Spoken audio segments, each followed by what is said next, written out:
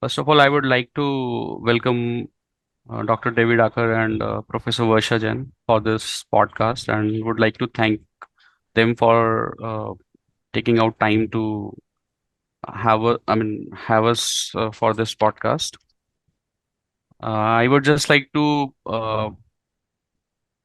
ask Professor David Aaker and Professor Varsha Jain if they can talk a bit about the book, Future of Purpose-Driven Branding, and then we can start the session. Okay, well, I'm Dave Aaker. I'm talking to you from California, and I'm very excited to be here for several reasons. First, I have a long relationship with Wiley. They have been a publisher of mine for many years, and I'm very excited that they have taken an interest in promoting our latest book. Second, I am excited about the book. I think it's really an important book. It really introduces a whole new way of looking at social programs, a way that will make them thrive, will make them more effective than they are now. And I'm excited to have Varsha as a co-author and help me introduce these ideas to the Indian population. I've over the last several years become really attached to India and the Indian management community. And so I'm just delighted to be here. Thank you, Dave. I think it's a great opportunity. Thank you so much, Wiley, for being so energetic and passionate.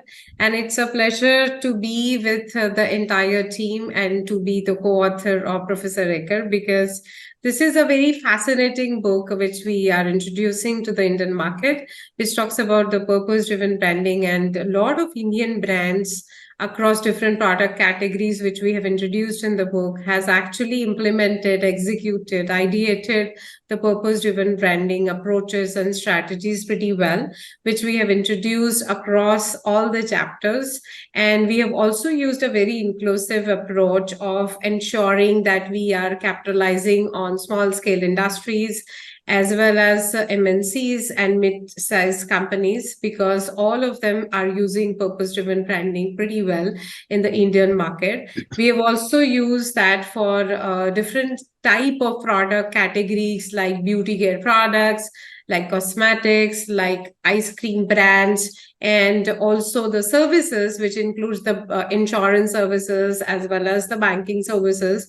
So the whole idea of with which Professor Aaker has curated, assimilated, developed this phenomena of purpose-driven branding is very well ideated for the Indian market. And we are sure that a lot of Indian brands and the brands who are working across the globe will be able to use that pretty well for the Indian market, because India is a market which is ready for this type of initiatives which the companies can actually take.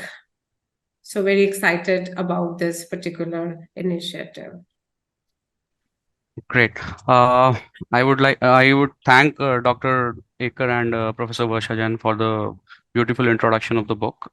So we have a few questions here. This is for Professor Varsha Jain. Ma'am, we all know that Professor David Aaker is known as the father of branding across the globe. So I would just like to know what about your experience working with him, and why did you choose this book only to begin your journey with Professor David Aaker? So thank you, Syed, for asking this question. And I am smiling because I feel very nostalgic. I started my student journey while reading his books and papers. So whatever little orientation I have about branding is coming from his scholarships, which he's been providing since a long time. And I have a very high respect to Professor Aaker because of his phenomenal contribution, which he has been making since a long time. We're able to reach up to this level now that we are able to create new knowledge for the Indian market. And it's a pleasure working with him. He is an amazing mentor. He is an amazing co-author, and I'm learning so much every moment, every initiative that we are taking for the book. Book itself was a very good learning opportunity. And besides learning, we also want to give back to the Indian community, Indian market. And while working in the branding space, I realized that India is doing a lot of work, but it is at a stage where it needs to be branded. So if you do the social program, and that is what Professor Aaker always says, that it's good to do it, but you need to brand it. Yeah. And that is where I think if the Indian brands and the brands who wants to operate in India are using those strategies and approaches, that would really work very well. Because doing right thing is good, but you have to really brand it well in order to create an impact, in order to inspire the consumers and to connect with them to the different segments. So that was the whole idea, to work on this book, and of course to work with Professor Aaker. Thank you, ma'am, for the lovely answer.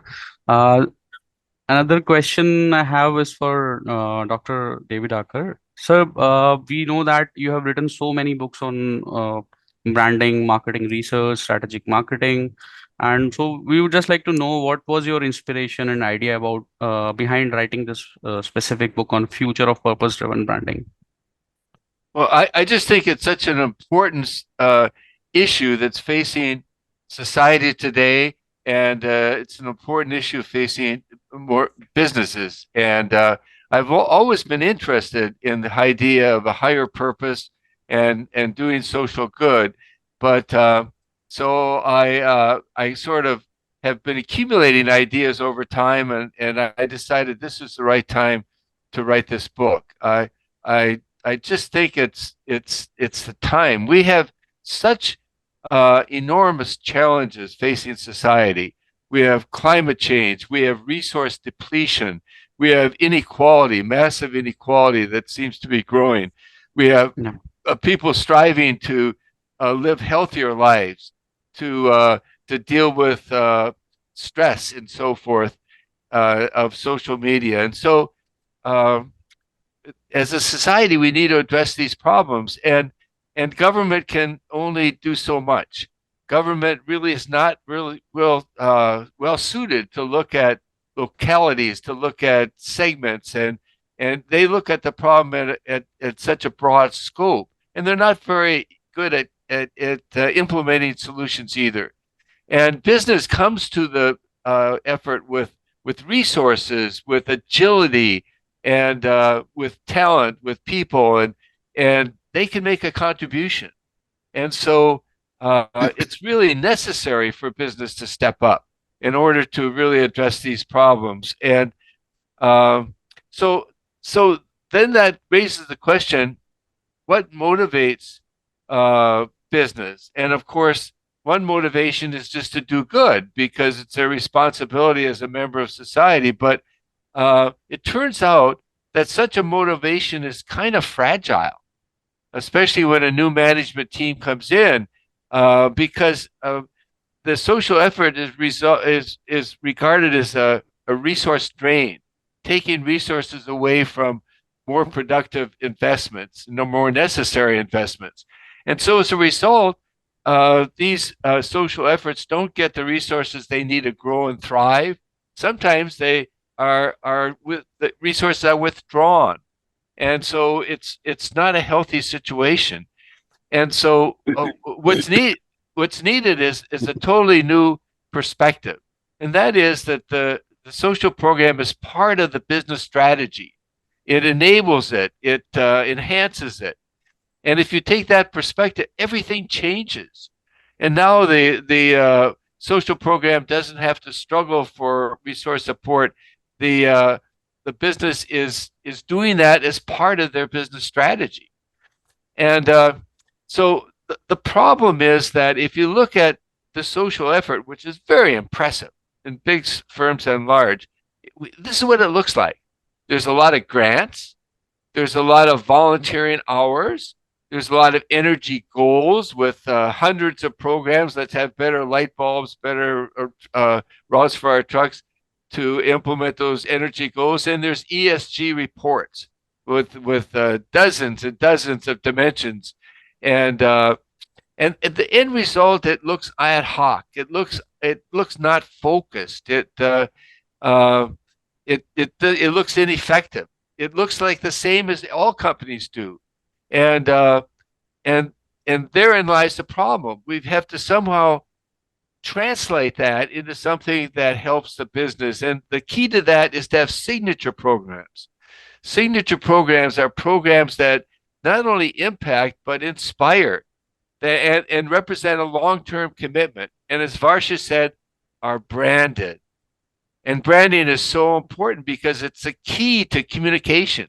It's a key to making sure that employees and customers and other stakeholders understand and are inspired about what you're doing.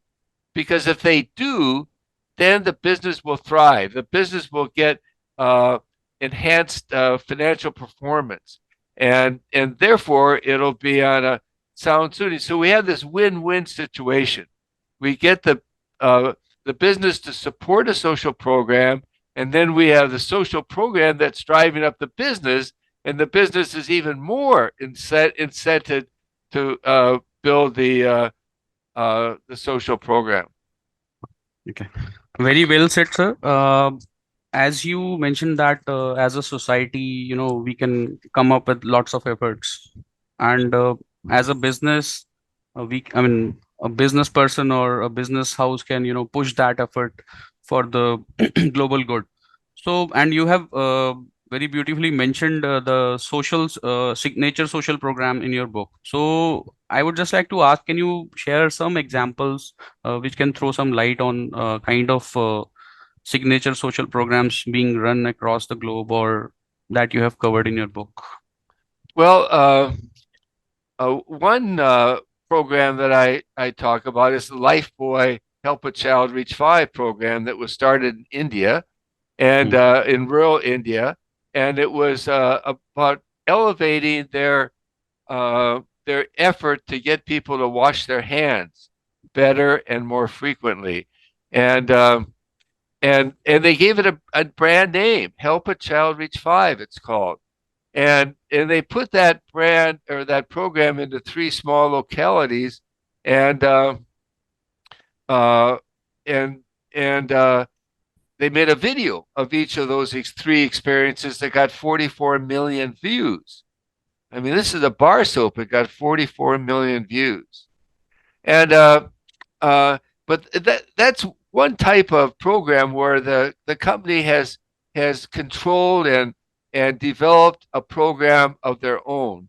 But it also is the case that that's hard to do, and sometimes it's better to adopt an existing nonprofit program. And that's what the financial services company Thrivent did when they adopted Habitat for Humanity. And that's done so much to elevate the energy of the brand, the image of the brand, and the engagement of the brand at Thrivent. Now, the examples I'm familiar with are mostly Western examples, and Varsha has introduced into the book some Indian examples. So maybe she could speak to some examples that she values. Yeah. Sure. So, yeah, please, ma'am, please, can. Yeah, so I just wanted to mention and build upon what Professor Ikas has mentioned.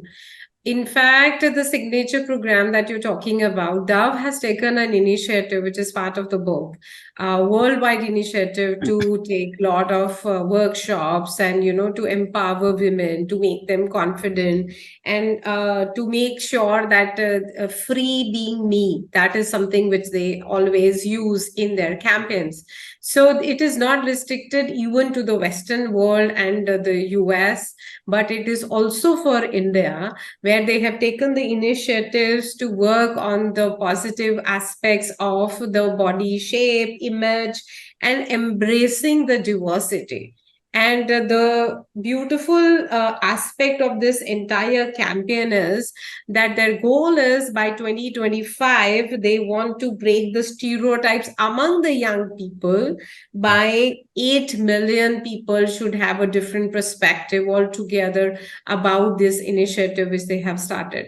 So I think this is a brand which is Dove, which has taken the initiative from the US, went to the different global markets, including India. And that is exactly what we are talking about, that it's about identifying the spots and the issues which are rooted in the society, saying that, okay, you have this issue, let us fix it together and work on some purposes which will benefit and create a win-win situation, what Professor Aaker was talking about, so that all the stakeholders are benefited. And India being a patriarchal society, of course, we have to break the stereotypical thinking as well about all these beauty, so-called perfection. And acceptance is quite high in those regards. And I'm sure that whatever target they have set up for themselves, they are able to do that. So that is something which I just wanted to quote besides what we are discussing. And there are a bunch of other examples as well, which we have quoted in the book, which, for example, the other one is about Tata Tea, which is actually very insightful and a very good initiative which Tata Group has taken. And Tata Tea actually collaborated with a rare planet where they have hired the artisans from different parts of India, and they are actually providing the tea in cooler, and where the paintings are coming from different states, and the art is being projected to the entire world, that what different states of India resembles their culture, their subculture, their heritage, and we should be proud of it. And that is something which Tata always work upon. And besides that, they have taken so many initiatives for providing scholarships for underprivileged kids, which Tata Trust works upon, and also the cancer hospital which they have in India. So those are some of the Tata initiatives which we have listed in the book.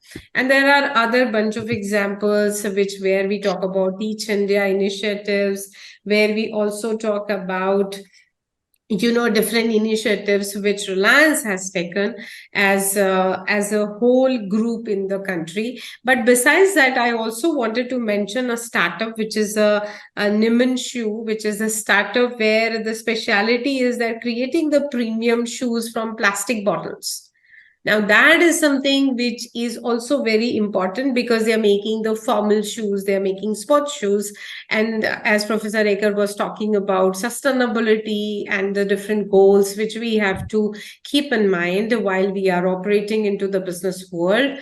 And this is not only the initiative, the point I'm making is that it's an initiative of the startups as well. So India, as I mentioned earlier, is doing a lot of work, but it has to be branded properly. And this book is going to really help the startups, mid-scale companies, as well as the large-scale organizations at a wider scale, and it would help them to brand their initiatives in the better way. Because I would like to quote, Tata Group, where they started this initiative long back in 1938. And before that, when actually the Jamshedji Tata had this initiative of building the entire community and society together and working towards the business enterprises.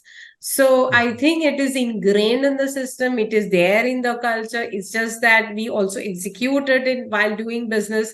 But as Professor Aaker has mentioned, we don't brand it well. And that is where the book is going to act as a catalyst. Okay. Ma'am, if I'm not wrong, there is one more company, Vatika, which sells coconut oil, and I have seen their ads where they say that from each bottle, 1 rupee will go towards the child education. So, ma'am, I would just like to ask here. You have already included and quoted so many examples for this signature programs. How does it helps and in enhancing the business's brand visibility, image, and customer loyalty?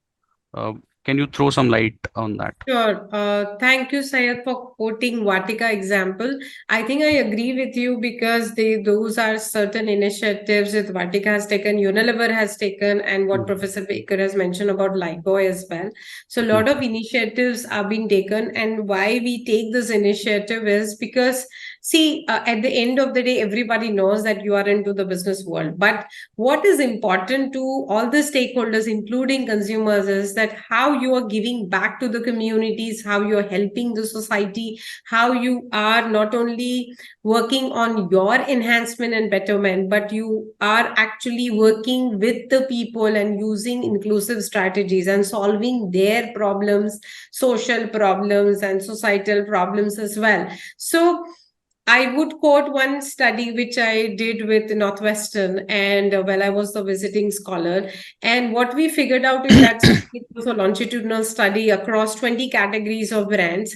What was happening is that the brand differentiation was not coming up. If you talk about shampoo, a simple product, there also there's so much variety that is available. There's hardly any difference. But what is the difference is how that particular shampoo, like you mentioned about Vatika, how that is creating that impact, inspiring the people, and they feel good while using the product because it is connected to the social goals. Ultimately, the point of differentiation will come only when you are running your business which are rooted through purpose. Otherwise, it is very difficult because at the functional attributes of yeah. any product or service, you cannot differentiate.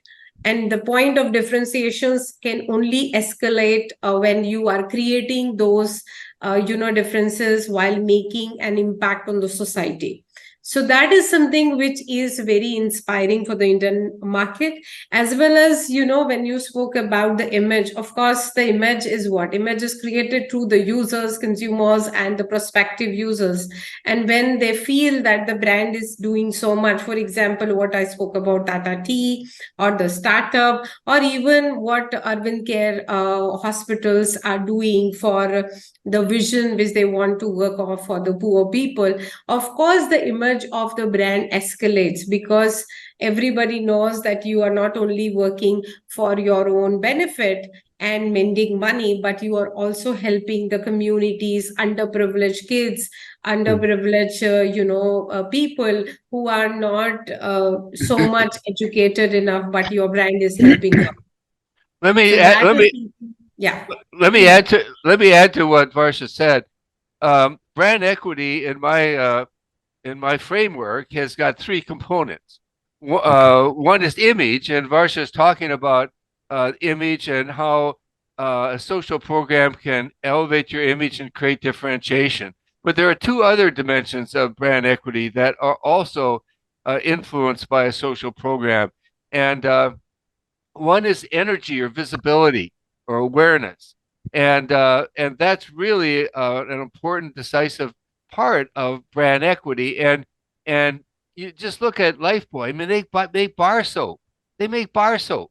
You can't possibly get visibility and energy by talking about bar soap. But when you talk about Help a Child Reach Five, people know about it. They share it. 44 million views. It's a lot of energy and visibility they can't get any other way.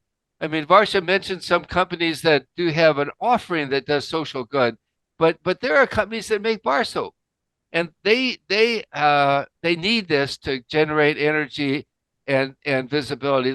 The other dimension of brand equity is engagement and brand loyalty, engagement, and uh, and that's a little different than image. And if you look at, for example, the company I mentioned that has adopted Habitat for Humanity, the home building a nonprofit that provides homes for people in need.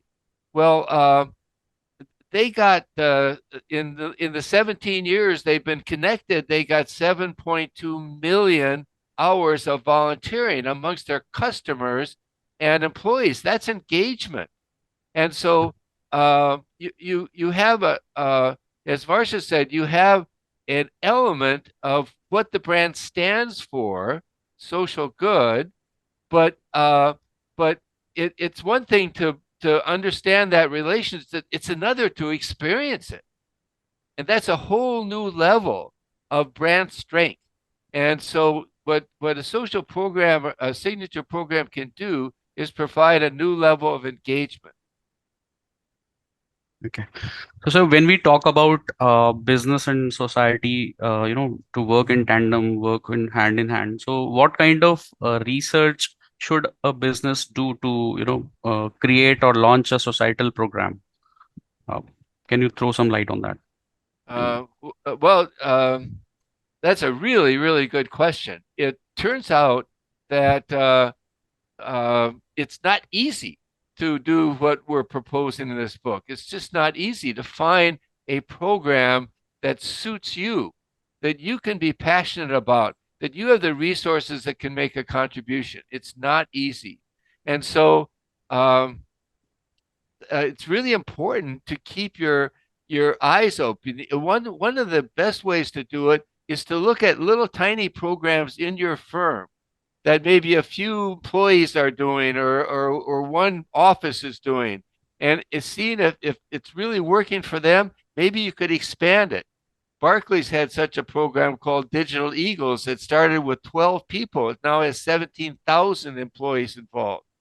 So that's one thing to do. The other thing is to focus on your customers and say, what really is important to my customers?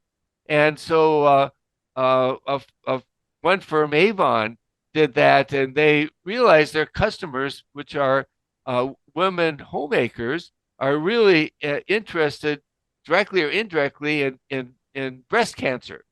So they developed a Walk for Breast Cancer that became their signature program.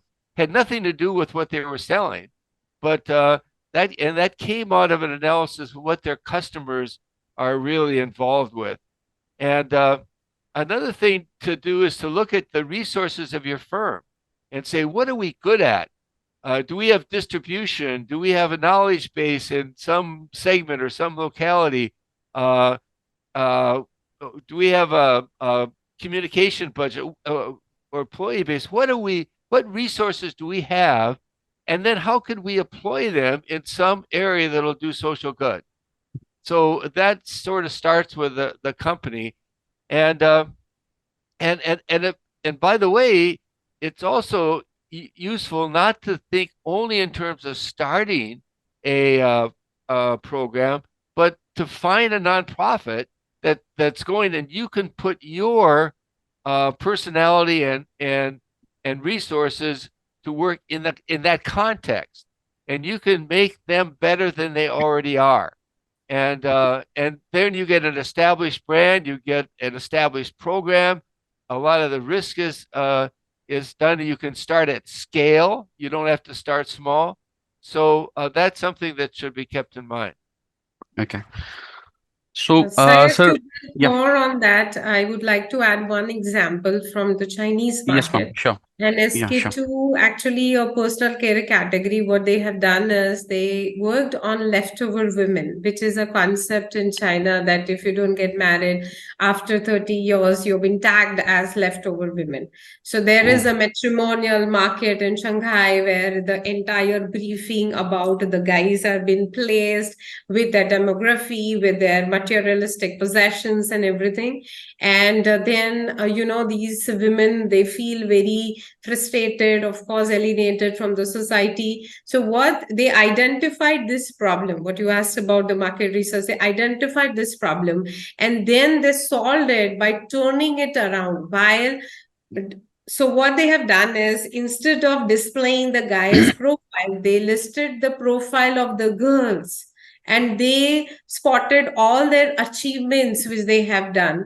And you won't believe that, after a while, they invited their parents as well, because this is a societal problem. So then they realized that how good their daughters are. And they felt so proud of their achievements and they became confident. As Professor Aaker has mentioned, there's nothing to do with what the personal care category products that they are selling, but you won't believe there was a growth of 140% in their Great. category itself. because Okay. they spotted the entire issue which was going on in the market. They provided the solution and they made a behavioral change in the mindset of the people. So that is, these are the three steps. If you follow, then you will make a mark in the market as well as in your brand. Okay. Great. So my next question is for Dr. Akar. Sir, you have done so much and you have written so much on strategy and you have written so much on brand. So once we, bring these two things together, strategy and brand. So what do you think about business strategy and its brand strategy? How these two things work in tandem? And are there any barriers to it, which a business house can overcome? Uh, Well, yes, I am. In fact, my book on strategic market management was a Wiley book, and that has sold all 1/3 of a million copies, and that's what really got me into branding in the first place. Because when I was writing and teaching about strategy, I came to believe that companies were too focused on short-term financials, and they needed to instead build assets. And because of my work in strategy and market research and in advertising, it seemed like uh, a the type of asset I should work on, which is namely branding. That's how I got into branding to begin with. Um, but if I so anyway, I did these books where I defined what brand equity was. I sort of turned to how do you build a brand and how do you manage a portfolio. And now what I've done with my last few books is to try to show how you apply brand to important strategic areas. And two of the most important are disruptive innovation.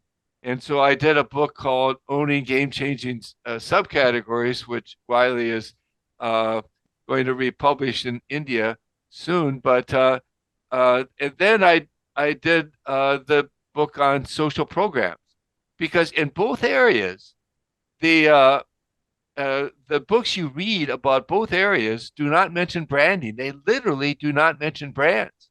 But in both areas, branding is critical to True. having a good result.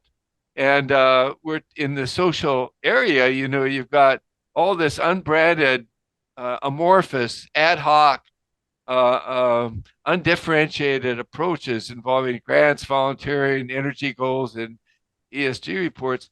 Well, so what we're saying is you need to put a brand on that, as Varsha said at the outset, and you have to brand the program, and that will do a lot of things that brands does, and most of all, it helps you communicate it.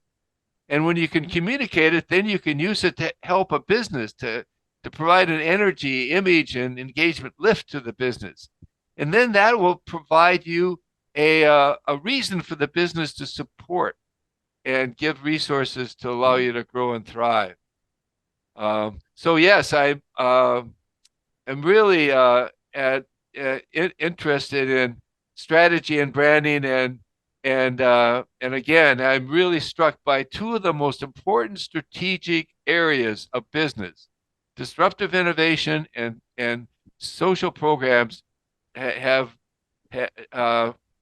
don't use branding well or at all, and we want to change that.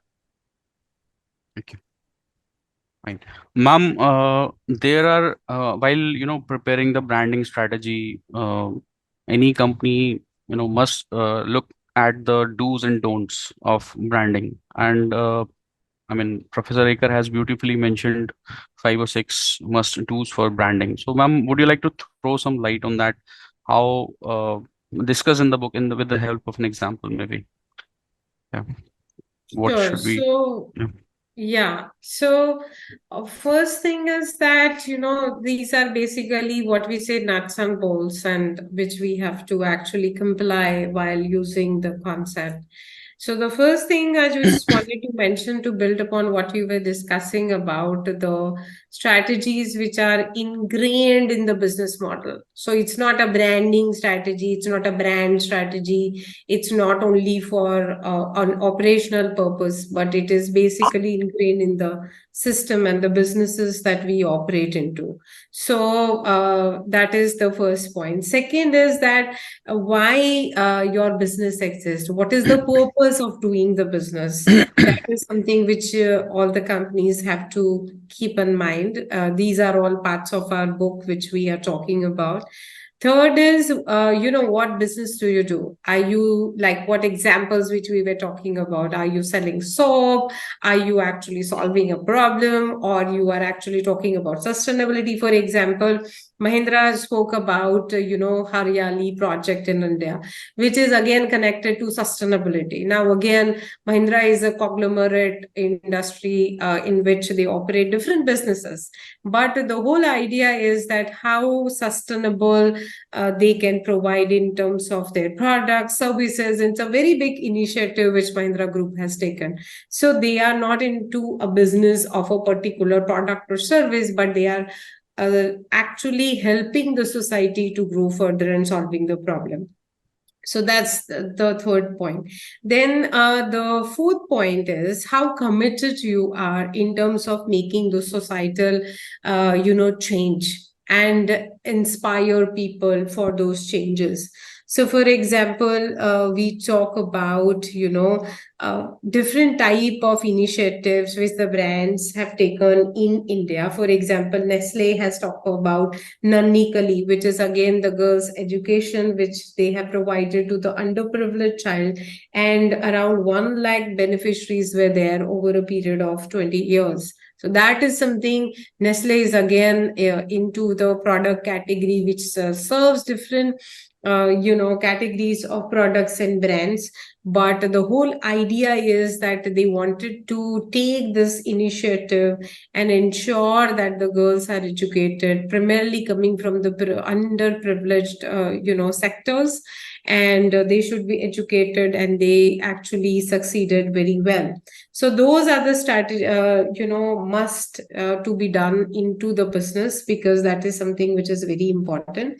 Besides that, I think Professor Aaker mentioned about developing the social program to brand it, and to have a vision. For example, Tata's have a vision with which they actually sustain the business in Indian market. And similarly, there are different examples which we have quoted in the book about, SDFC as well. And they have taken different initiatives in order to reach out to the societal challenges and the issues which they are trying to sort out. So those are certain initiatives which are being taken. And besides that, the second last point is about developing the brand communities, which I think we have mentioned in the book as well. And I think I'll give you a global example, which I think Professor Aaker has also mentioned a couple of times, which is about Harley Group, which is Hawk. I think that is something which is very, deeply rooted to the bikers. And that is where the community connect is reflected. Similarly, there are a lot of initiatives where community connect is developed, and that is how you connect with the brand. And then, of course, you have signatures, social programs, which you talk about, like what Professor Aaker mentioned about Lifebuoy. And then the last point is about inclusion of those stakeholders, involving them, engaging with them. So the more engagement you create while you are working on the social program, I think the better your brand would be. So it's not about I am great. That doesn't work in the markets, including India. But when the people say, when the stakeholders says that, wow, what a great brand you are, that is where your branding stands different from other competitors. So those are certain things which you have to keep in mind, especially for the Indian market, because Indian market is more or less what they look for is the emotional connect, the social connect, the benefits which the brands are giving to the individual as well as the community as a whole, because we come from a socialistic and collectivistic culture. So the culture is ingrained in the people, and the channels have changed. Of course, we use WhatsApp and Facebook and Instagram, but still the communal connect, the familial connect is still there. Though we have global orientation about the brand, we have individualistic perspective, but those connections which are deeply rooted through the values, which are rooted through the belief system, has not changed yet. So that is something which the brand has to understand, and then they have to leverage it so that it is the benefit of the all the stakeholders while including them in the process. Thank you, ma'am, for this answer. Ma'am, when we talk about India, I mean, here also we are specifically talking about India.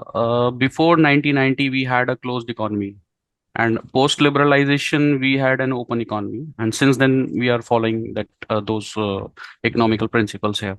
So, ma'am, can you throw some light or share your experiences? I mean, what kind of branding that used to be there in use by our traditional companies, and post liberalization, what they have learned from the multinationals, and is there any company I mean was there any intentional branding that traditional companies were following, and after liberalization, what as I've told asked you earlier, that what they have learned from the multinationals, and is there any example of a company which is leading the way, and what kind of benefits that companies, are harnessing from that strategy? Sure, that's a very comprehensive question. Thank you, Sayed, for asking. And I was smiling because this is exactly what we have written in the book. And I'm going to elaborate that further. Before, you're talking about three eras, okay? Yeah. So then the first era, when people were actually producing products, there was no concept of branding as such. They were producing the products, and there was a selling concept in the market. So I was producing like soaps and shampoo as a manufacturer, and that was being sold in the market while they were manufacturing it. So that was the concept. Then what happened? Eventually, people understood, no, that is not good. We have to start the branding. We have to make the brands. And of course, Unilever, P&G, and everything came into place, which is what you mentioned about the liberalization. The second era, the lot of companies from different parts of the world entered into the Indian market. The key learning was that I cannot sell the products on the basis of functional attributes then I have to move towards the subtle hedonic attributes. I have to make more sense to the lifestyle of the people. And that is how you will be connected. For example, earlier there was hammam was used, Bajaj scooter was used, and these were like, Rasna brand. These were all functional attributes that were connected to the Indian market. Now, another example where there's a lot of learning is coming is Unilever. Unilever has so many brands, but the kind of campaigns, branding, which they used to do earlier is very different now. So the whole idea is that, when after post-liberalization, the key important aspects which we have learned from the Indian market is that, well, you are making good product, but that is not enough for the consumers. And Indian consumers, let me tell you, are very demanding. They are very value conscious. Earlier, they were price conscious. Now they are very value conscious. And they want something beyond the functional attributes. The good thing is that they're ready to pay higher as long as you're able to serve their needs contextually. So that is something which is very important. And then now we are talking about the third era, where we are talking about the generation, Z, generation Y. And these are all tech-born people, and these people really understand the global orientation. They understand that the problems which exist in the world, which I think Professor Aaker has listed at the beginning, there is a lot of disparity, there is a lot of issues with the socio-economic class, climate issues, and all of that. These are ingrained in them, in their mindset at the beginning. So what they are looking out from the brands is not only the functional, hedonic, subtle attributes, but what is the point of differentiation that the brands are making in those changes. So the Okay. mindset is very different. And I am catering to a different Indian now, an Indian consumer as a brand. So we need to understand that, Indian market has also evolved over a period of time. So the brands also have to evolve. It's like simultaneous process. As the consumers evolve, the brands evolves and the businesses evolves. So that is something which is quite interesting to see that how these brands have evolved.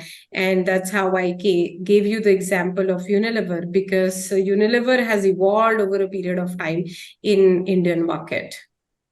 Okay. Great.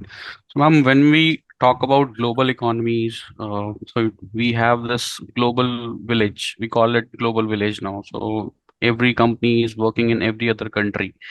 So, ma'am, where do you see? I mean, it's a simple question. What is the future of purpose-driven branding in India? It's for both of you. Yeah, I would request Professor Aaker to share his views, and then I'll come in. Well, The I've really been so struck by the interest in India for my books and ideas.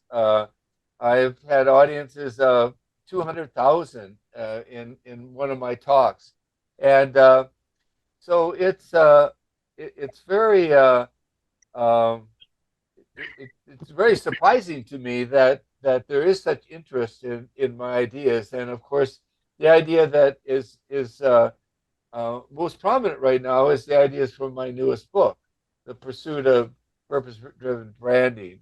And so I can't help but feel that there's a sort of an eagerness to listen to these ideas and to consider them in their own business. So I'm very hopeful that in India we'll see a ramp up of the ability to business to address these incredible social challenges that we're facing, and I hope that our this book and our efforts will help. Sure. So I think I agree with Professor Aaker, and the future of purpose-driven branding in India is pretty high. As I mentioned, it was already there in our system, culture, and heritage. It's just that we are providing a more systematic and branded approach for the social programs in which the businesses can be operated. And this is very important now because we are talking to this set of consumers who are been exposed globally, who are very tech savvy. They understand the issues that exist at the global level as well as at the local level. And also, the whole idea of business has changed. Let me tell you in simple words. It's not only selling and buying, it's beyond that. So, that is something which is very important for all the stakeholders. And the future of this book and the whole idea about this book is to help all the stakeholders so that they can systematically work together and create those win-win situations for the societies and communities in the Indian market. Thank you, ma'am. Thank you, sir. Ma'am, just last question for both of you. Not only as a publisher of your book, but also as an audience for your book. What are your plans for the future? I mean, what kind of books you are planning with Professor Aaker for the Indian audience in the future? Well, we have 4 books. My last 4 books are all making a different kind of statement toward branding. I've already mentioned the one on disruptive innovation, owning game-changing subcategories. And before that, there was one on storytelling and the role of stories in business when they're facing an environment of media clutter and information overload. Stories break through. So it's really important to understand how to develop signature stories and use them to break through and communicate. And finally, there's a book called Aaker on Branding that kind of summarizes all my work on branding.